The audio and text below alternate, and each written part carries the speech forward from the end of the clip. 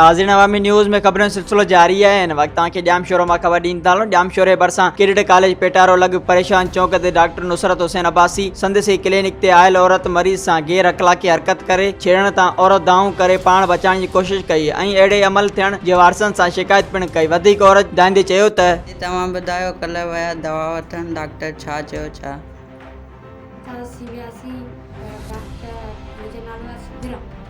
सिकंदर जी घर वारी रंगा पेटाड़े असीं वियासीं डॉक्टर नुसरत परेशान चक्कर जेका उन खां दवा वठण वियासीं ऐं वियसि कमरे लेठीसि जिते घुराईंदा उते वियसि हथ ॾसमांसि बदतमीज़ी कई, इलाही हथ वथ लाथई ऐं यको गंदी नज़र सां बि ॾिठई, हथ वथ लाथई।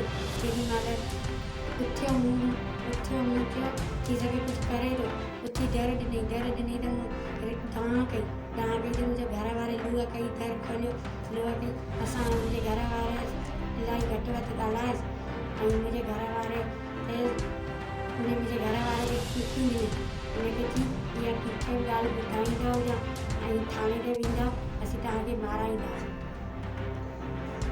अम्मा तूं हिन जी ससु कल्ह ताईं विया दवा वठण डॉक्टर तव्हांखे छा चयो छा ॿुधायो? बाबा डॉक्टर पहिरीं मुंहिंजे नंढड़े जी दवा वरितीसीं, पोइ वरी मुंहिंजी नुंहुं अंदरि मोकिलियमि।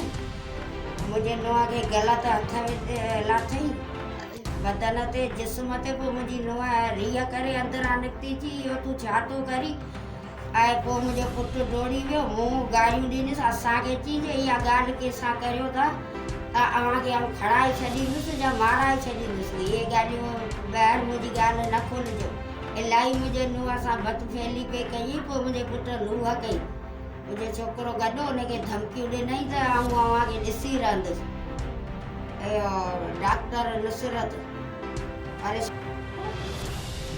असांजो बाबा इहा ई अपील आहे त असांजो इंसाफ़ न्याणियुनि जो कयो वञे।